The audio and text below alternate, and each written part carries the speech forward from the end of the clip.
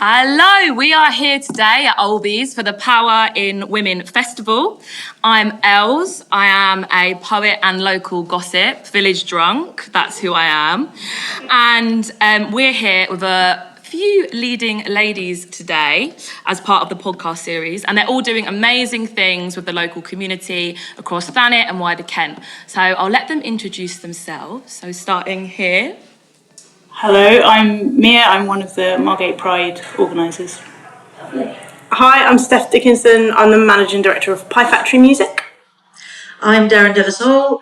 I am part of the Power of Women Festival. I'm the production manager, but I also run a food bank in Margate. Hi, I'm Natalie Evans and I'm one of the co-founders of Everyday Racism. Hi, I'm Naomi Evans and I am the other half of Everyday Racism. Lovely, good to meet you all. So today we're going to have a chat about intersectional feminism, and don't worry if no one knows what it means because I have a quote. So the term was founded by Kimberly Crenshaw in the late 80s, as a prism for seeing the ways in which various forms of inequality often operate together and exacerbate each other. And she also says that not all inequality is created equal. So we're really thinking about all the ways the different intersections of our social identities compound against each other, and how basically the word woman isn't homogenous. Despite the fact that I think a lot of people run on that basis. So I thought we'd just start off by seeing what everyone thinks about that phrase, if it relates to you, if it's something you think about a lot or not at all, or perhaps even when you first learned or heard the phrase.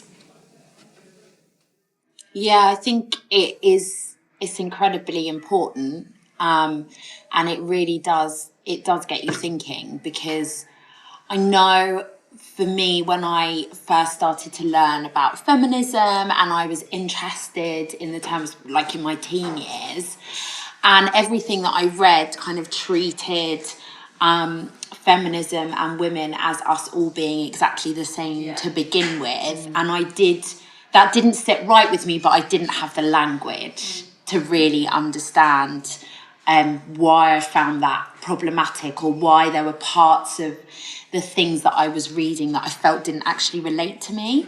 And so when I first read about this definition, which was probably only about 3 or 4 years ago, I was like, yeah, this is very, very helpful.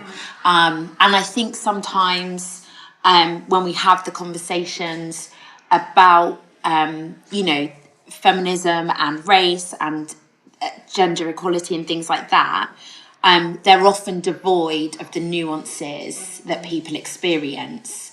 And so I think, I found this really helpful as a reminder, really. Yeah, definitely. Does anyone else want to jump in? Yeah, well, because I work a lot in with people living on low incomes and having lived experience of poverty, it is a very different experience there to experience inequality, not only of gender, but also of a disparity in your ability to live life with some cash to help you out and have a good time and bring your children up in a nice way and actually put your heating on as well as eating food or those making those choices. So there's so many levels on which people are not equal, and women in particular. And we see it in Thanet here a lot, where we have a lot of single mums for various reasons, including survivors of domestic violence who have got these responsibilities, and their opportunities to live in a way that other more middle class women live is it's really not available to a lot of women and who are living in poverty. So yes, it's really good, as I agree with you, to have that definition, to have that word that actually helps you go, yes, all right, not all women are equal, as much as not women are not all equal to men. You know, it's the same. For me, it's been a bit more recent, actually, hearing that word for the first time, I'd say about 2 years ago, but actually feeling that word for a lot longer. And more of my lived experiences around, like you were saying, class and poverty, both in my work and in my own life. But I do actually find it almost funny, but really tragic, that I learned about it in a book through reading but like so many people don't have access to that. So education itself, the word itself can be a bit of a barrier. Do you know what I mean? Like it's just a bit. It's how do you access that and make sure that everyone can access that to reap the benefit of understanding it, because it has been beneficial for me to understand that it's not the same, and we need to listen to the various stories coming out of different marginalised groups to really understand the full what feminism really should be about. Yeah. No, I totally agree with you. I think there's definitely a class ceiling, as people say, and I think a lot of people aren't very comfortable talking about that either, especially when we're talking about feminism, because the stakes are so different if you're a working class person to if you're a middle class person, so on and so forth. I was wondering, Mia, if you'd seen any of these kind of things to do with maybe the different intersections of identity in your own work in the arts sector. Interesting question. Yeah, very much. I think that men historically have been lauded and had more access to success, being given a platform, although, I do feel that changing massively. And in terms of, LGBTQIA plus experience, increasingly people are outwardly identifying that way, but for a very, very long time, and still in many, many countries where it's illegal to be gay, you can't be your authentic self. And I feel like the arts are incredibly important because that's a platform in which you can express yourself fully. But if you can't be your true self, what are you holding back? Are you giving as good an end result as you possibly can? Yeah, no, definitely. And that leads on to my next question, actually, which is kind of sounds quite clinical, but basically, how do the ways the different parts of your social identities affect the work you do, and also like the people you love in your life, who maybe are like you or maybe are not like you? I thought I'd just throw that one out to the group. And it sounds quite clinical, but actually this theory, kind of like you were saying, Steph, this theatrical word, how does it actually play out in practice for all of you sitting here today? I think for me, the word intersectionality sort of allows us to think about injustice in like a multi-dimensional way, and not just through one lens. And I think in the work that I guess I do and Naomi does, we do a lot of anti-racism work. And what's been really amazing about learning about intersectionality is understanding that like we don't need to just focus on kind of one thing at a time. Like it actually gives us the ability, because things overlap. And I think that's why it's really important to understand it when we're fighting injustices, because actually we need to do it as a collective and not as individuals. And for me personally, like I guess I am a straight, cis, black woman, and so for me I sit in the categories of like being in a marginalised group because I'm black, but also because I'm a woman. But then it helps me understand the privileges that I hold in that, because I am light-skinned. I'm a light-skinned black woman, so I hold I can hold up and perpetuate colorism, as well as the fact that I am able-bodied, I have an education, I am now middle class, and all of those aspects. So I think, I'm not sure if this is actually answering your question, but I think for me that's just how I kind of see it, and why I think it's really important, and how that manifests in my life. Yeah, and I think as well, like, it's helped to challenge sometimes that complacency that I might have had, that, oh, well, I'm somebody who's quite liberal, and I do understand what it's like to be like this, so therefore I understand the experience of all marginalised people, and I don't really need to look any deeper in. And actually what this term has done is really to challenge us to look deeper at ourselves and say, actually, where am I not you know, qualified to talk about those things, because actually that isn't my lived experience, and something, you know, that I really had very little understanding of was what it's like to be a disabled person and navigate this world. But because I thought that I was somebody that cared about other people, I was like, well, that's enough. But actually that isn't enough. And so how do I then, you know, learn more about people's experience and be part of the solution, not the problem? And so I think that there can be, and I've definitely seen it in the work I do, like a complacency with people. And I think what this term does is really challenge us all to think about people as people who have got everybody's got something valid to offer and have the right to be listened to. Yeah, absolutely. I think as well there's a challenge in getting the balance of making sure there's the space for all of those groups to have their own space to talk about the individual experience. And also, I think Emma DeBerry captures this really amazingly, how we fight together. That's the challenge for me. So it's not just about understanding these differences, which there are and we have to acknowledge. It's also then like, okay, how do we work together to make the whole world better and not just better for some? That's right.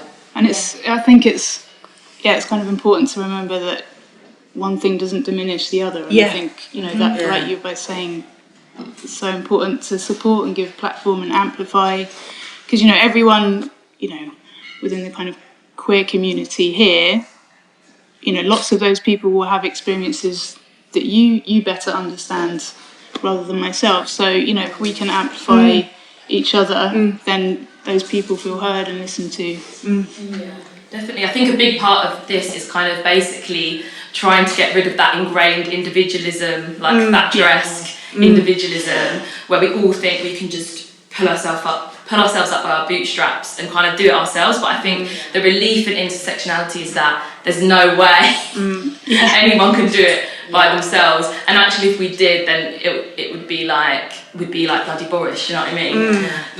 And there's a wonderful quote about, you know, you can't pull yourself up by your bootstraps if you don't have any boots. Yeah, exactly. Everybody needs some boots first. That's why the work we do is very interesting.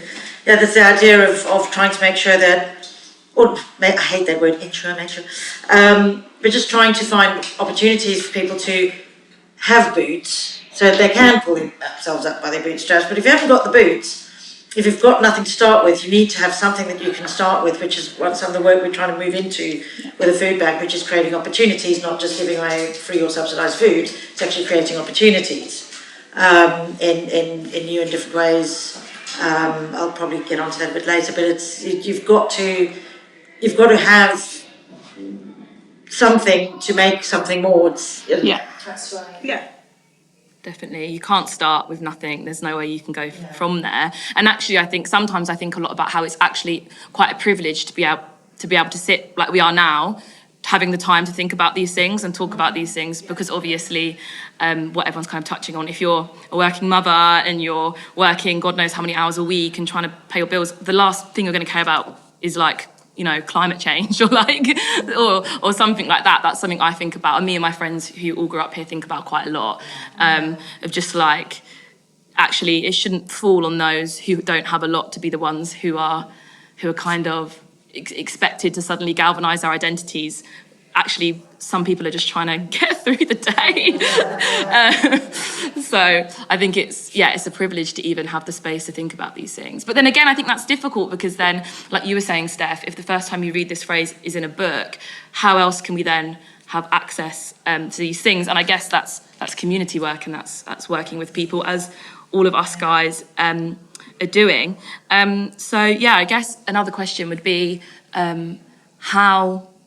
what do you see in your community work that you would maybe like to speak about that touches on what we've been speaking about, intersectionality and the ways our social identities kind of compound? Is there anything you see in your day-to-day kind of jobs that you'd like to put a light on while you've got the chance? I'm going to jump in there. Well, it's just to continue this theme of creating opportunities. We started a food bank during the pandemic, and it was all about just getting that free food out, just getting that food out to people. But that's all unsustainable, and it's all of this whole world at the moment is looking at sustainable solutions and what's actually going to be long term, and how can we create long term opportunities and long term betterment. So we're now we've just got funding together to build a mushroom farm. The mushroom farm is going to create 2 jobs immediately. It's going to start up a cottage industry for people who can work from home, and they can participate, they can earn some extra money and learn new skills with a very fascinating medium. Oh my God, they're so interesting, mushrooms. They are. And then also we'll be creating hyper-local food. From where the farm is going to be into Margate, 4 miles. We've got local food security then. So it's all these different things. We're looking at ways of increasing people's economic well-being. We're going to create local food security, and we're going to do it in a way that's absolutely fascinating, that will really capture the imagination of everybody around. So for me, it's such a great start of a solution to some of the problems that we're facing with food insecurity and food shortages and lack of access to food. But also, it's not just getting a job stacking shelves in Tesco's. It's creating the most interesting, amazing, fascinating jobs that suddenly, people get into it are just going to grab it and run with it because it's actually interesting in itself. So I'm hoping to really capture imaginations a lot with this project. Definitely. You've captured all of us. No,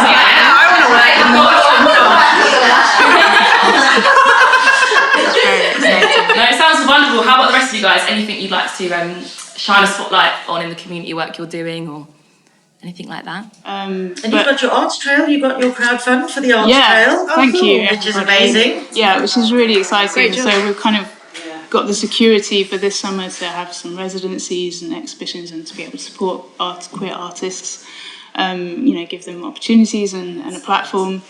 But we kind of do a tea time social, which again gives queer artists opportunities to perform, but we're also, we put them on to host older members of the community to kind of combat loneliness, just to create good memories and have a nice time, as well as East Kent MenCap and like youth groups. So it's really important to us to engage with all these different communities, because it kind of works twofold really, doesn't it? It supports queer people, but it also it kind of it means that people aren't faced with this alienating situation. They're kind of they're just like me, but in drag maybe. That's brilliant. That's really beautiful. I think for us, the work that we do with young people and parents and people that work with young people is where our heart really lies. And I'm also a teacher at a local school, so I take a lot of what I do with everyday racism and it informs my practice, and I can really see how when people understand things, so like the educational aspect of what we do and how we explain things to do with racism and race and how systemic racism operates, that it can really change the experience that young people have. So, part of what we want to do is develop that further so that we can do training, more training. So for us, like the educational aspect is really important. That's really beautiful. I was just thinking while you were talking, because I'm a youth worker as well, and being a queer person, I've had so many kids come out to me, but they perhaps don't necessarily know that I'm queer. But there's always this thing of when you're in a space with young people, the different people who I work with, who are some of my best friends as well, whatever kind of identities they occupy, will always be the kids that come to them. Because even if so we all have our own little sets of kids who come to us for advice or open up to us, and it's really beautiful. But at the same time, it's not that different to when I was at school. The homophobia, the racism, more recently the transphobia as well. In fact, I think there's more transphobia than when I was at school because of the visibility now that I see in the kids. So it's difficult to see that it's still happening because we're all in our little bubbles, we might think we've got our nice groups of friends now or whatever. But obviously, as you guys know, when you're in the community every day, it's just as bad as it was, but at least there's an awareness and a want to change things. I think that's such a good example, though, of what you said about intersectionality, because, for example, if you're working with young people and you have got youth workers who are all one type of person, for example, then obviously those, you know, like you say, I see that all the time, where young people go to people that they think will understand them or look like them or sound like them. And so that's an example of where you have to have that different representation of all different types of people and how powerful that actually is. Yeah. I think it's so important, and as I say with my colleagues every day, it's so impactful because the work has already been done because we understand our own experiences, and then being able to share that maybe perhaps how it wasn't shared of us when we were growing up is just such a healing thing for both people. Maybe more healing for us, to be honest. Sometimes a girl came out to me and I was like literally crying, like trying to hold back the tears, and she was just like laughing at me like, Ellie, what are you doing, man? And I was like, I'm fine. But I was just like, oh, this is so wonderful that I get the opportunity to do this, and I'm sure the same for you guys, although of course it is really hard, and that's something I'm struggling with at the minute anyway, just the emotional labour of it all and how do you balance that. Can I just jump in? Yeah. I was just going to say one thing Yeah, of course. Our own organisation.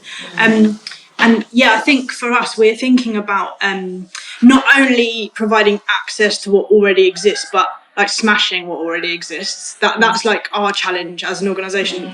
Entering our 20th year, we don't just want to be opening doors to what already exists that harms people. We actually want to be questioning that, and I think it comes back to what you're saying about individualism, that if all we're focusing on is the individual response, the systems don't change. And so we're questioning more how us as an organisation can look at the systems, and for us it's about getting power in the hands of young people, that we're not just speaking on behalf of anyone, or giving them more platform. And they want to talk, I asked some young people this week, they want to talk about gentrification, even if they don't know that word. They want to talk about sexism, they want to talk about racism. We need to make space to let them do that stuff. And a space that is created by them, because of course, if you ask kids to, even the most opinionated kids, to vote for someone in the KCC elections, like no one wants to do it because it's really like a bit fuddy-duddy and a bit old school, but obviously then you'll be having a chat with them over a cup of tea and it's all coming out.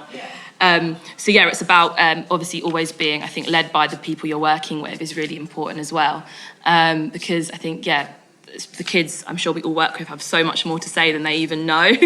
I think we've kind of touched on this, but how do you guys think this kind of increasing social consciousness around intersectionality could make the world a better place? Like, how do you think practically this could work out for the greater good? I think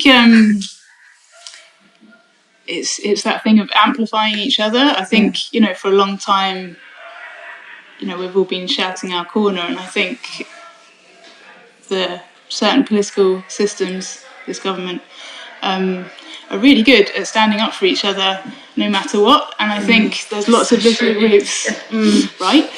There's lots of little groups kind of all fighting against them, but actually, we all need to join up and, surely there's more of us. There's a really good quote by a poet called Hera Lindsay Bird, and she says, "The failure of the left is the imperative to be right." And I think that's a really good quote, I always think about.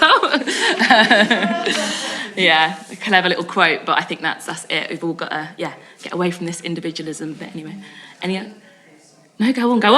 No, I was just going to carry on from what you were saying. I think it is about like coalition work, and I think sort of that looks like, so I guess it looks like temporary like alliances. Do you know what I mean? It doesn't have to be this forever thing, but I think it is definitely needed. And I think you're right, Steph, as well, about having the space to have your individual conversations, but actually if we all come together and kind of move forward, that how powerful that will be. And like I don't take that lightly either, because I think it is going to be really hard. Like it's really hard work and it's not easy. Yeah, how do we actually do that? Yeah, how do we do that? How do we manage that? But I really do think that is the only key. That's it. Yeah, staying agile and kind of, like you were saying, giving younger people, you know, how do they want to communicate? You know, how do they want to fight injustices? You know, because they'll... And the thing is, it can be done. I mean, that's why Fred Hampton was assassinated, because he caught on to, if actually we all get together, if we get the working class together, and if we get these guys together, and we might not all agree on everything, but actually we've got a common goal, that's dangerous. That's what, you know, that's what Martin Luther King was about. And, you know, all these people mysteriously disappear because they were on to that.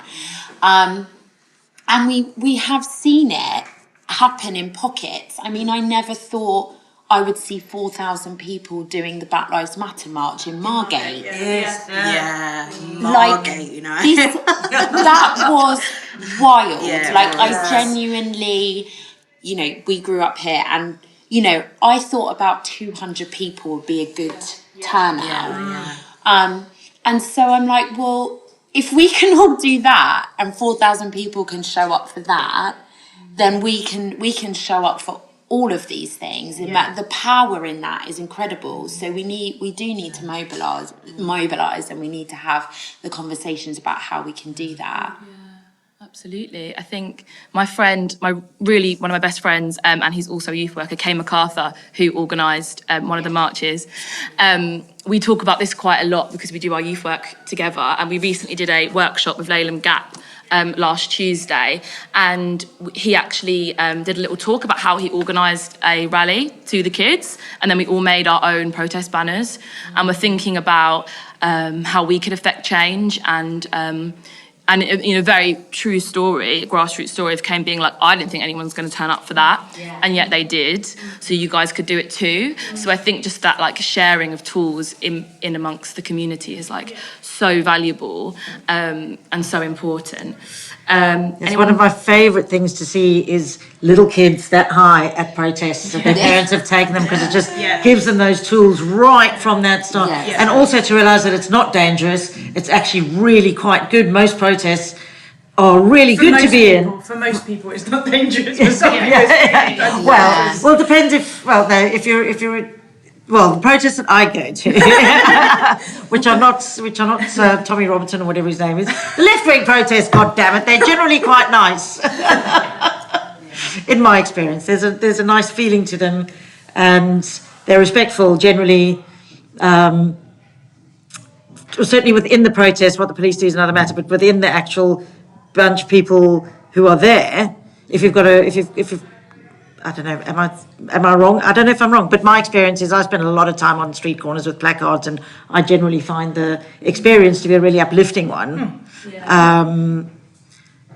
Certainly in amongst the people who are with you in that protest. I think that's what like the Black Lives Matter in Margate, that was amazing. Because there's a lot of people who are dissing it and who are really not wanting you there and being angry about it, but the experience of being in it, and I think that's wonderful for little kiddies to be in that and realise that they have that power to be able to do that. Of course, Priti Patel's trying to take that away right now. But I think I love it when people take their small children into those environments. Yeah, maybe it comes back to intersectionality again, I think, because obviously, like, for instance, like myself as a white person, I'm not going to have the same fear as like a black or brown person at a protest in terms of police and stuff like that. So I think that's kind of what, is that what everyone was kind of thinking when Darryn was speaking just then? That kind of the intersectionality, and it's just a good example of maybe there's a white hair. That's a very good point that I have. I don't have a difficult experience with police, even though I stand there and stare at them like this, like rebellion and stuff. And also being able to access the marches as well. So like, can can you be there physically? Yeah. And that's where I think technology has perhaps been a positive. You know, people often knock social media and things like that, but actually for, you know, I was one of those people that sometimes would kind of, you know, look down on it and criticise it, even though I use it all the time. But I remember then reading an article about somebody who was bedbound, and they were saying that the only way they can access the things that are going on and they can keep up is through technology at that moment. And so it was really powerful for them. So I was like, this thing of just like, through, you know, knocking social media as if I was like, that's another example So true. of how for you don't actually need it, but some people, you know. Yes, because it's really interesting that there's so many. I know Extinction Rebellion have taken a huge advantage of this, of social media protest, and developed whole schemes of here's your pack for how you can use social media to do your protest from home. That's right. If you don't feel comfortable going into the streets, or if you can't go into the streets, or if you live in the Outer Hebrides but you want to be in here, you've got a means, and they give you a whole, like, this is how you can do it. Here's all the email addresses you need to bombard. Right, Here's the phone numbers you need to phone up and say, and phone them up. You know, people just dialing, you know, speed dial over and over and over again. Can I speak to this MP? You're talking about this. And it's super effective, actually. So it's been, And don't you think it's also, like, as well as kind of coming together and collaborating and fighting together, I also think a real key is really modelling rest to each other and looking after ourselves for this thing to sustain what we're talking about. I've seen too many people fight and burn out, and actually how do we as a whole community really encourage each other to rest and to have fun and joy and all of that, as well as like the fighting. Absolutely. Because it is, it's kind of motivating to go to marches and kind of be amongst lots of, you know, like-minded people. And I think, you know, you were talking about emotional labour, and it's just keeping that those energy levels up. It's sort of speaking to the same thing. And you know, when you're faced with that, even if it's on, you know, virtually on social media, like, okay, it's not all on me. I don't have to fight this every day. It's kind of important to see that. Exactly. I think, again, it's going back to that point of, no one's an island, we can't do this all on our own, and there being like a huge relief in that. Like, I find a huge relief in that, like knowing that I can't do everything, like physically it's not possible, therefore I'm not going to try. I'm going to sleep sometimes. So you know, I think really important to think about that, but also so hard to get away from, because we're just surrounded by this culture which focuses on the individual, and also a certain strand of feminism that focuses on just thinking happy thoughts kind of vibe. And that's how we explain it to the kids, actually. We did, and I think a lot of adults could make use of this as well, in that we kind of we did, the first half was talking about how we could challenge what other people say to us, how we could challenge our internal negative voice, and then we had a break, and then we were like, but some people, like sometimes you just need to get out on the streets. Like, actually just thinking happy thoughts isn't always going to make people stop being horrible to you. And that's the reality. And it's quite hard to have that conversation with kids, but I think it's valuable, because they know when you say, stand up to the bully, if the bully's not going to stop bullying them, what's the point of them? I'm like, I don't know what the point is if you keep standing up to them, if no one else is paying attention at your school, for instance, your headmistress, your headmaster, your peers, and no one's solving anything. Well, we're going to have to go further. We're going to have to go higher than being like standing up or saying how we feel. So we're kind of getting towards the end of our discussion. So kind of thinking about all these things, I just like everyone to kind of say what's next for them and their projects, but maybe you could think about like your actual projects, and also maybe just personally thinking about going forward, thinking about and taking in intersectionality. How are we going forward for 2022?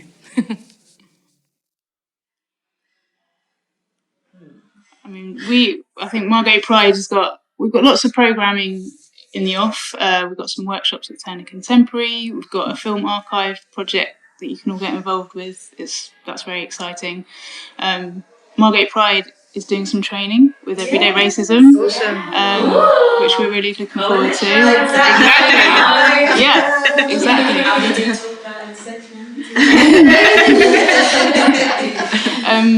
Yeah, and I think just increasingly, I mean, there are, we have to manage, we're all volunteers, we have to manage what we're able to produce, but I think as we go along, if the team can grow, we would absolutely, want to support Margate Independent Food Bank and, want to be more involved with Pie Factory. There's lots of communities, doing stuff with East Kent MenCap, schools.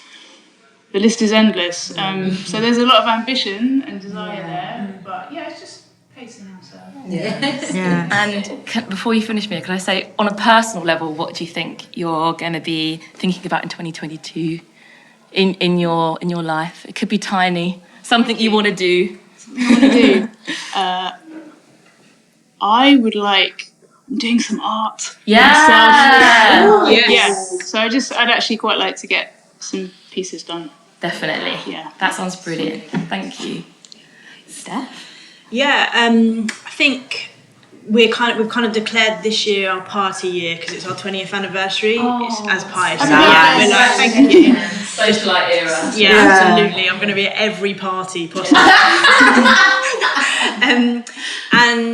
And I think, like I said, I don't know if I mentioned earlier, but we're launching a young people's podcast where they can basically just talk about whatever the hell they want, and I can't wait for that. So that's the thing I'm really excited about. That's the podcast to listen to. They want to do a conspiracy theory segment. Oh god. Anyway, so that, and I think on a personal level, similarly, I'm releasing some more of my own music this year, and I'm excited about that. And Congrats. Yeah. Love it. I think probably from the organisational point of view, what I'm really looking forward to is as soon as we've got this damn mushroom farm built, I really want to be looking at the recipes we use, because part of this is going to be making mushroom products, so making pickles and jerky and all kinds of stuff. But I really want to include and reach out to the migrant communities in the area and people with no recourse to public funds, and get all these women. It doesn't have to be women, but it's probably likely to mostly be women, I imagine, but I might be wrong about that. Just get people together so I want to know what Afghani women do with mushrooms. Like, tell me, I want to know, like, what are all these international flavors that we can bring in? And people from all over the world. Let's not just have, your standard pickle. Let's do what type of spices do you use in your pickles? Let's learn from each other and bring communities together in that way as well. That it's not, the people who probably wouldn't speak to each other or connect with each other on the streets necessarily might actually find a connection when we're all getting together to share recipes and like, what can we do with these mushrooms? Come, let's think, and have that kind of intersectionality that way. And is there anything, Darryn, you're going to carve out for yourself? I'm going to get a dog. Yeah! 2 dogs. 2 dogs. An older rescue and a puppy rescue. Don't make it sound too much like hard work, Darryn. No, that sounds lovely. That's really nice. Yeah. I guess for Everyday Racism, we are developing lots of new kind of avenues and learning streams. So we've just we're launching our book club in a couple of weeks, which I'm really looking forward to. So we're going to read kind of books from black and brown authors specifically, and kind of spotlight more black and people of colour authors, and maybe like people that don't necessarily get the exposure that they deserve.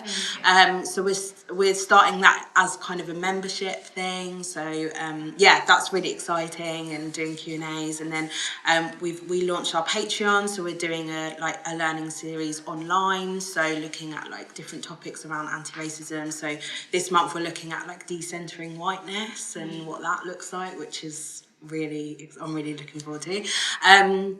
So yeah, just growing that, writing anti-racism training courses specifically for like educators. That's really our main thing. And then we've got a book coming out in April. So yeah, that will be pretty wild. It's called The Mixed Race Experience. So it's all about growing up being mixed race, and we talk about our story growing up in Margate specifically. So Margate's in it a lot. Margate's in it a lot. Yeah, we represent. Yeah. So exciting. Yeah, so it's kind of a year, it's a massive year of change, isn't it? It is for a us? big year, yeah. Is there anything you're going to do personally? Carve out a bit of time? I think just time. Yeah, I think learning to rest when I need to like rest and stop, because I can just keep going. And like I've got a little flat now in Cliftonville, so like just kind of taking walks down the beach and like, you know, making the most of that, because I think growing up here I did not take advantage of like the sea, and now I'm like, oh yeah, it's pretty nice, so let's do that. Sorry, I spoke a lot on. No, that's fine. Yeah, that was everything I was going to say about our work. And for me personally, I'm supposed to be taking my first trip back to Jamaica. In how many years since you were there? Oh, goodness, what, like 8? Maybe 8 years, yeah. I'm taking my children for the first time to see where their granddad lives, and so I'm really excited about that, because it couldn't happen, obviously, for because of COVID. So yeah, I'm excited about that That's trip. amazing. Well, that brings us to the end of our panel talk. Thank you all for saying such beautiful things, interesting things. And obviously a big thank you to Olbys for having us. Whoop, whoop. And the Arts Council Cultural Recovery Fund for making this possible. And we'll look forward to seeing the Leading Ladies grow each year as a platform for us to celebrate the incredible women of Thanet, because there's obviously many more of us out there. And for more information on PAL, the festival and the charity, you can find us at PAL Thanet or palthanet.com. So yeah, thank you so much, guys. We'll say goodbye. Bye-bye. Yay! That was so good. Thanks, everyone. Oh, Ellie, you're brilliant. Oh, it was so good. It was so natural. Yeah, that was really good. Well I was actually really scared.